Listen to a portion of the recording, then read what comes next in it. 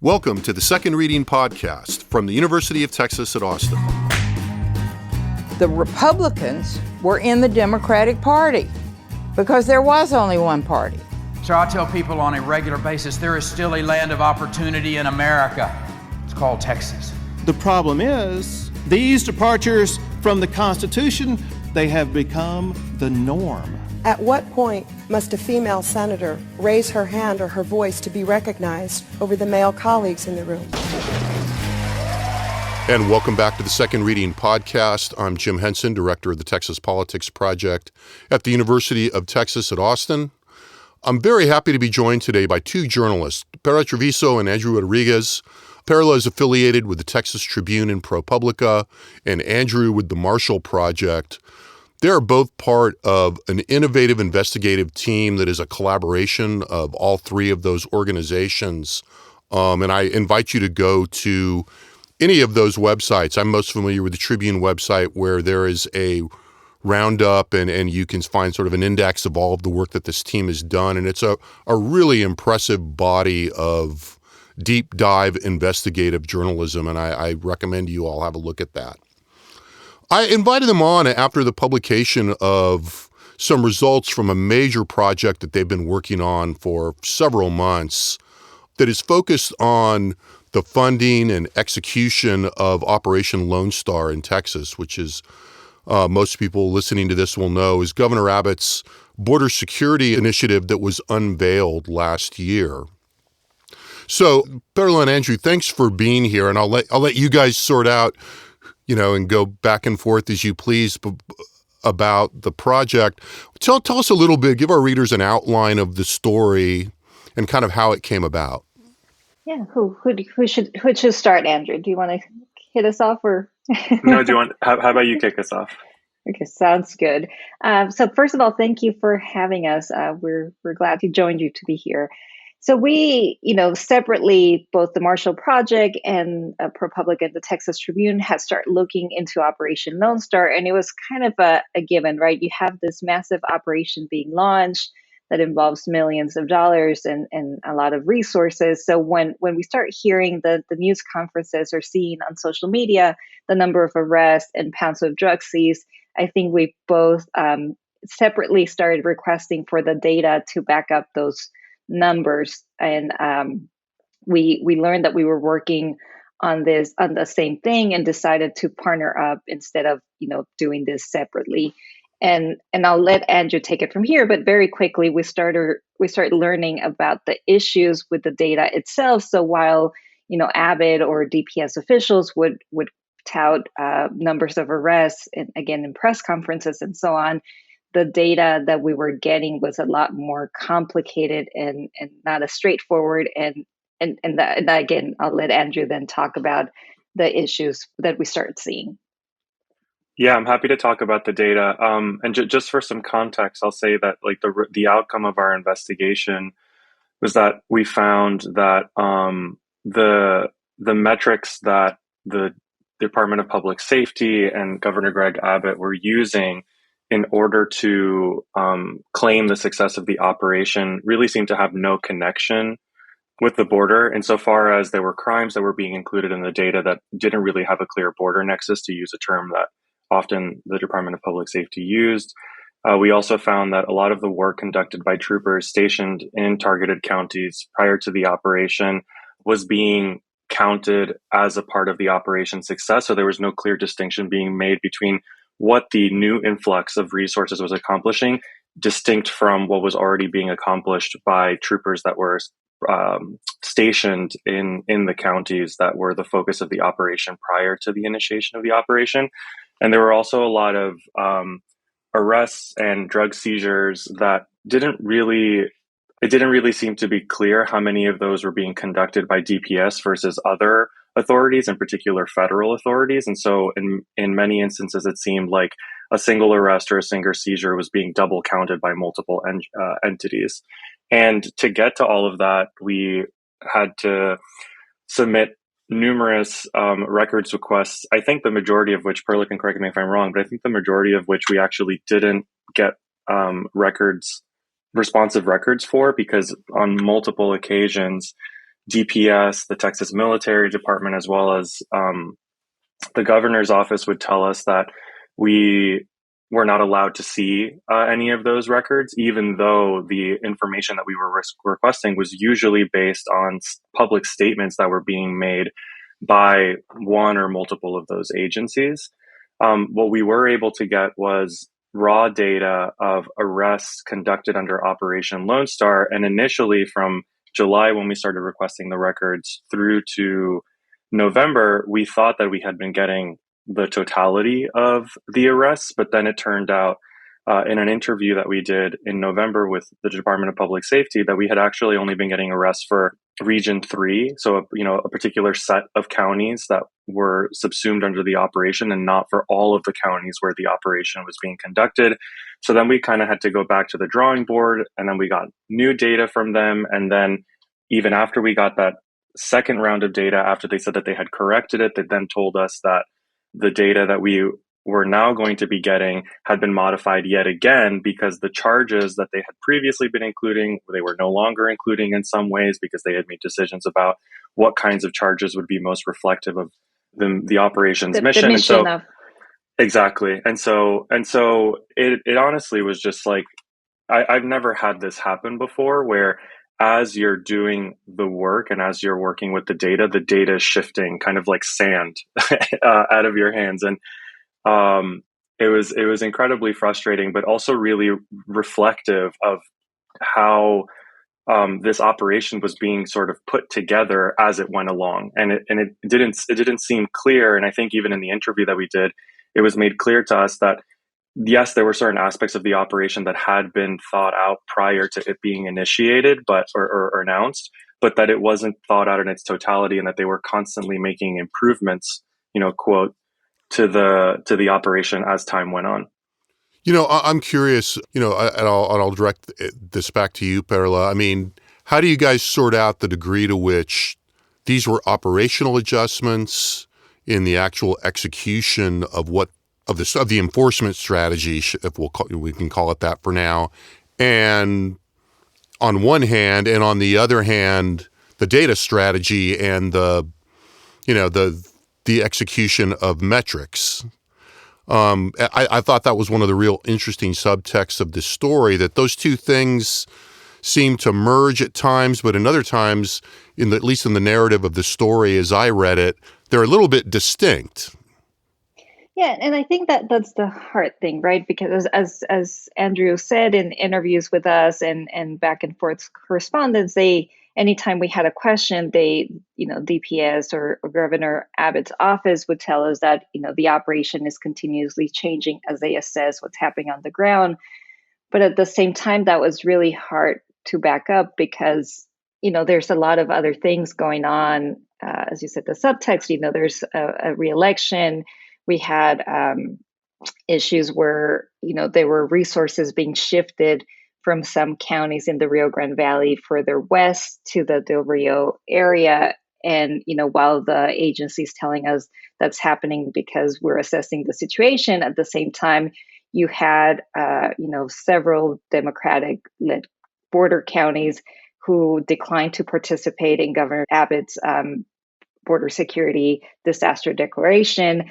You have counties that, and I think here it's, where you come in, James, as well, more, you have resources being shifted to counties that former President Trump won in the border. So, I think that the story does this combination of, we're telling you what's going on with the data and what we're seeing and based on documents, but at the same time, there's this underlying situation that I don't think can be ignored. And while Abbott's office said, all these decisions are not political, they're made based on facts and assessing the situation, there's also this reality of what's happening on the ground in the context of that.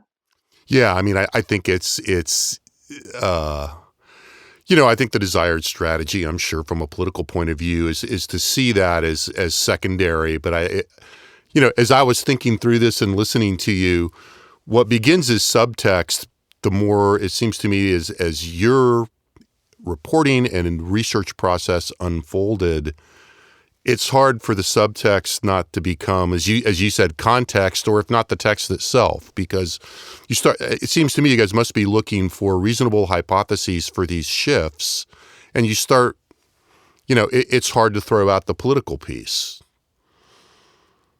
So I'm curious. Yeah, go ahead. No. And I was going to say, and it's hard. We again address this with DPS. We address this with Governor Abbott's office. But it's hard when you have even local officials saying, as I was driving back from Del Rio, local officials from their GV, I saw cars heading the other direction. And when they're telling you that, the focus of the resources is in the areas that are threatened the most, and federal data shows that some of the counties in the RGV are the ones where you have the most drugs and immigrants, drug seized and immigrants apprehended, but yet the additional resources that come from Operation Lone Star and the National Guard deployment at one period of, at one point in time of the operation were not focused there, but in shifting further west to quote unquote a more politically friendly county or area. I have a question I want to ask you guys, and I both don't want to ask you to give up future plans too much or to give up the secret sauce, but I'm very curious about how far back the data you guys have on arrests, enforcement, the various metrics that you guys have, how far back it goes, because it's also interesting to me, Perla, as you talk about where the problem is, where it isn't, how they're shifting in response to local cooperation, et cetera. To back up for a second, I wonder what the metrics look like from, the years running up to Operation Lone Star in terms of justifying the operation to begin with. Have you guys requested or have any of the data from the preceding years? Yeah, so I can speak to that a bit. So we were focused on requesting data specifically from Operation Lone Star, and I think like a historical view that would like appropriately compare, some subset of data to that Operation Lone Star data, I think is a bit difficult, because then you'd be trying to find other data points that somehow kind of are indicative of the issues that Abbott says that he's responsive to. We did get data from the Department of Public Safety on traffic citations that we might be using later on. And like that certainly seemed to show that, during the pandemic, traffic citations typically went down. Also, if you look at the Uniform Crime Report from the FBI, generally like the crime categories they follow also went down during the pandemic. That's true nationally, but then it bounced back up again, but not beyond what like the historical maybe like 15 past 20 years have looked like. So but it happened in a lot of places, and I know this from reporting that the Marshall Project has done since we focus on the criminal justice system. It happened in a lot of places, including in New York, where I am right now, that after the pandemic, when different kinds of crimes started to go back up again, there was this big conversation about crime spiking up. And I don't know to what extent, because I haven't been following the politics in Texas that I wasn't following the politics in Texas that closely at that point in time, but I don't know if that was a similar conversation, and maybe that was some of the justification for this operation. I do know that there was a big focus on migrant apprehensions, which is typically used as a proxy measure for how many people are trying to come into the country from through Mexico and from many different parts of the world, of course. And like those numbers have been continually increasing, I think I can say, for a while now, like I think over 10 years. And what was really interesting in our investigation is that as those the number of people coming to the border were going up, once the operation increased, the number of migrant referrals and the number of drug seizures actually trended down. So if you believe what Abbott is saying, that migrants are coming in and bringing crime, or migrants are coming in and bringing drugs, you would expect the drug seizures and the referrals to increase if the number of migrants coming to the border are increasing. But we actually saw the opposite. I don't want to put myself in a position to say what that means conclusively, but I think it certainly raises interesting questions. Well, let's look at some of those questions then. And Perla, when you and I had talked about this story as you guys were working on it a little bit, I do want to talk a little bit about the factors that you're being careful about, Andrew, in terms of what the contributing factors are. One of the things that's in and I don't know this data nearly as well as you do, Andrew, although I've looked at some of it. The Trump presidency and the Trump policy approach to the border seems to have a real impact on this data, just like it has a real impact on the policy. And I know that you were thinking a lot about that as you were working on the story, Perla, and I wonder, where you kind of, how you're sorting that out. Where's your thinking on that right now in terms of how the Trump intervention and the presence of Trump and his impact on national politics, on politics in the state, how do you make sense of that right now? Yeah, I think that's why we rely on experts such as yourself to help us sort out through all of this, right? But I think when you go back, because obviously Operation Lone Star, it's not the first border operation launched by a Texas governor. It from as much as we can tell, we go back to 2005 with Governor Perry. But you do see the language changing over time, and even when Perry was launching the border search operations, similar to Operation Lone Star, I think you would have press releases, but also talk about Mexico being our neighbor and the importance of trade for Texas and Texans and so forth. And I do think, and that's why I reached out to you when we were reporting this, because when you start seeing more Lone Star, the rhetoric also changes. You start seeing, there's always been this kind of underlying of immigration crisis, immigrants, crime, but you do start hearing, for the same, first time a border wall. I even found a press release back from Perry where he clearly opposed a border wall project back in 2005 or 6, and now you see Abbott actually using the border wall, right? And even before Trump, we wouldn't say border wall, we would say border fence, and you start seeing the language reflect more of what President Trump was using at the time. And so again, it's hard to know, but we know the elections. We know that Governor Abbott was seeking Trump's endorsement. Trump came to the border. They had a press conference together. So again, we rely on people, on you to help us understand that. But I do think there's clearly that connection that we see both reflected in actions and the use of language.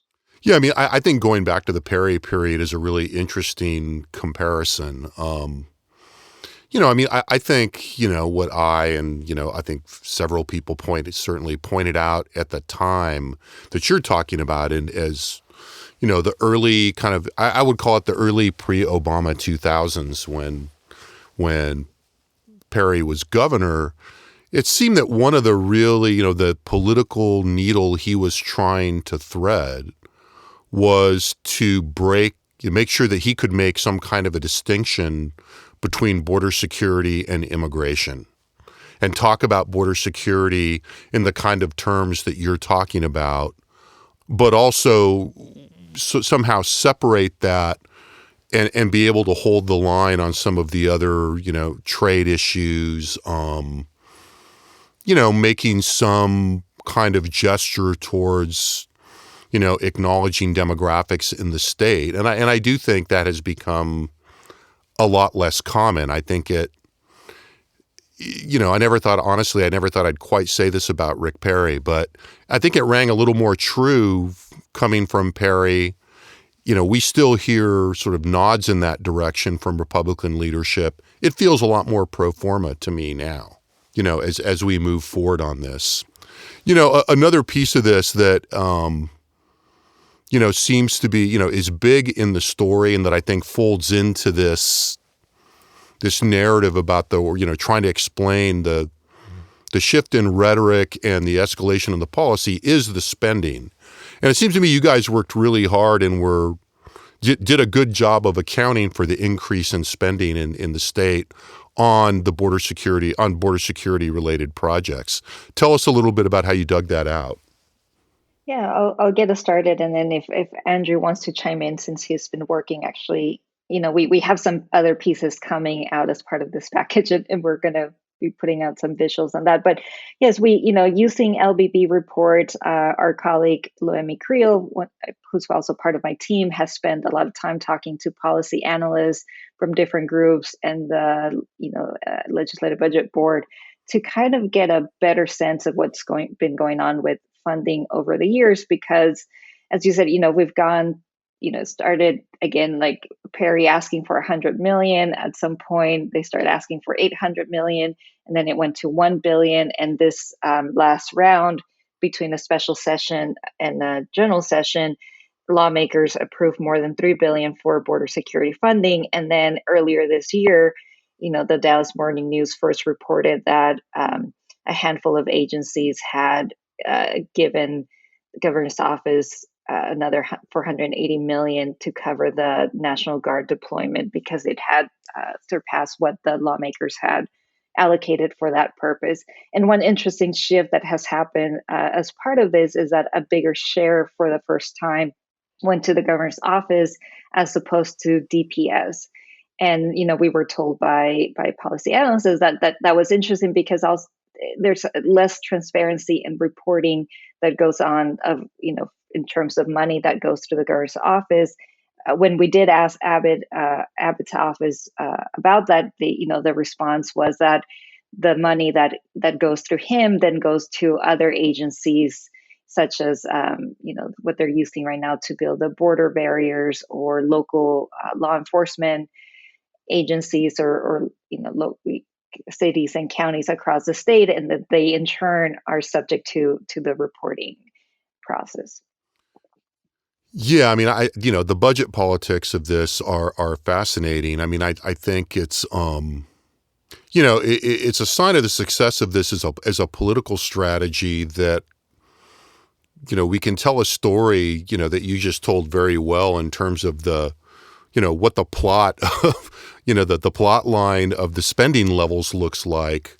But I think it would be very hard to look at the Texas budget and find any other item in which spending did, increased, threefold plus in the space of 2 sessions. And I think the way that happened really does kind of point to just how central the politics of this are to Republican candidates in the Republican Party right now. I mean, to use, a non-technical term, on the face of it, it's just crazy to think of any kind of expenditure that would increase from a little less than $1 billion to over $3 billion in such a short period of time. And I think, when you look at that, it makes it hard, to not have some hypotheses, as you guys are playing with, about the role of politics in this. Do you foresee this continuing at this, once you get, it has been increasing and somewhat, quote unquote, more gradually, but now that it's reached at the $3+ billion, do you expect this to be the new base level that we're working from in terms of border security? Well, I like the way you turn. Now I'm answering questions. That's good. That's because you're very good at your job, Perla. As I think about it, I suspect in the longer term, probably not. But I also don't expect that it will ever return to pre-Operation Lone Star levels. In other words, I think sustaining $3+ billion in, per biennium is a hard thing to do. But given the broader politics of this right now, I mean, it sounds strange to say this about Texas and the budget, but the state is awash in money right now. Between federal funds, when I left the house this morning, oil was at $114 a barrel, and the fact that tax revenues have outstripped, the comptroller's projections in the state, there's not going to be a lot of fiscal pressure to reduce that spending. And there's not going to be meaningful political pressure. we've done polling on what Texans think about spending on border security, and even allowing for the fact that if your average Texan, how much is the state spending, they don't have any idea. But nobody has a sense that very few Republicans have any sense that the state is spending too much. And if anything, the majority response among Texans is that the state isn't spending enough. And I think the contextual politics of the situation are such that, while, as you guys covered very well in the story, Democrats have had a lot of questions about how the money is being spent, about the metrics, about accountability. It's one thing to be a watchdog on that. It's another thing to stand up in public and say the state needs to be spending less on border security. It's politically very difficult. I mean, is that consistent with what you're seeing even among the people resisting, cooperation on the border? Yeah. I mean, I think it was interesting as part of reporting this because, as you said, Democrats, especially Democrats, have been more consistently vocal questioning the spending. But as we were wrapping up reporting, we were, I guess, at first I thought we were unlucky, but then it turns out we were fortunate that there was a Senate committee hearing looking into Operation Lone Star a year later, and it was very telling that we had lawmakers, and actually we had even a Republican asking, like, what metrics are we using? How do we know what we're getting for all this money that we're spending? Which are very important questions, but also the fact is that this is a year into Operation Lone Star where we're still asking those questions. And, months after lawmakers themselves approved a record $3 billion for border security purposes. And a question that, I found references from back to 2005, 2006 of lawmakers asking questions about what metrics are we using. And so while you've had, very vocal voices, especially on the Democratic side, it seems that at the end, lawmakers are still asking themselves some of the questions that have been part of border security operations almost from the beginning. Yeah, and if I may, please do, Andrew. If I may just add, something on the accountability angle. When we approached DPS with our findings, essentially, especially from the data, from the Operation Lone Star arrest data that we were requesting, essentially what they said to us is that it's a black box, that you can't compare the data releases from one point to another and say what's changed or what arrests have been added or what's been released or how they've increased, that every single data set is sort of an entity unto itself because it's a, quote, live database. And it's, if you think about it, that sort of contradicts the nature of a database because, most databases are live databases and are changing, and, you certainly can do historical analysis on them, but it's, on its own, it sounds a bit absurd, but to be honest, it's not dissimilar from what even McCraw has been saying in these legislative hearings, where I think at one point he or maybe it was a Republican, now I'm misremembering, said that you shouldn't be like asking what's changing or what the mission is accomplishing. You should just be asking how much money is being put in and if more money needs to be put in. Perla can correct me. I think I might be. Hopefully, I'm not incorrectly paraphrasing that, but if I am, please jump in, Perla. So McCraw, I guess, if from McCraw's point of view, from what I've seen in the last hearings or meetings that I've been listening to, there seems to have been a shift of de-emphasizing the reliance on arrests and drug seizures to more, they start using a new metric or a different metric that for the first time I was hearing of actually securing so-called border patrol zones. And so they were saying, you can't really rely on the numbers because what do the numbers tell? And I think it's true from talking to experts, right? Like if the numbers go up or the numbers go down, DPS itself has claimed success at both times. And I think you can make a case for numbers are going up. That means we're being effective. Numbers are going down. That means we're being effective.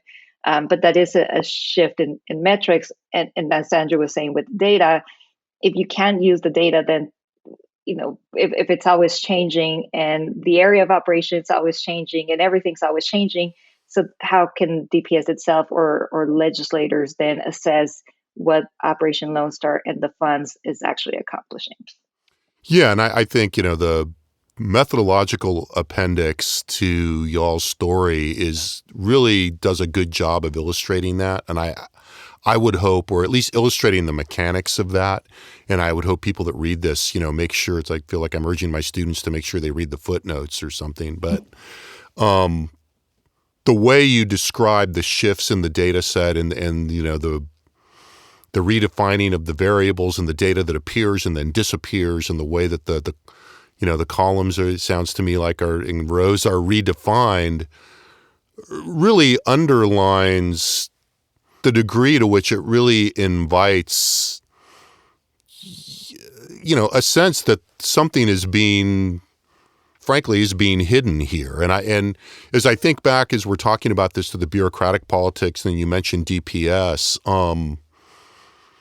the only time, to my recent memory, that DPS got substantive pushback that resulted in them not getting all the money they wanted was, I think, in 2017, when there was a legislative hearing, and there were both Democrats and Republicans asking for data, and the only data that people were highlighting was that, the previous increase, I think it's when they moved from the mid 800 millions to the low nines, and it was the first time they came and asked for $1 billion, and they got rebuffed because they couldn't provide data. And it's hard for me not to feel as if this is partially a bureaucratic response to that experience, that, we'll give you data, but we'll also change it continually in a way. And while we're making this background or even foreground argument for thinking about it differently. I mean, it's,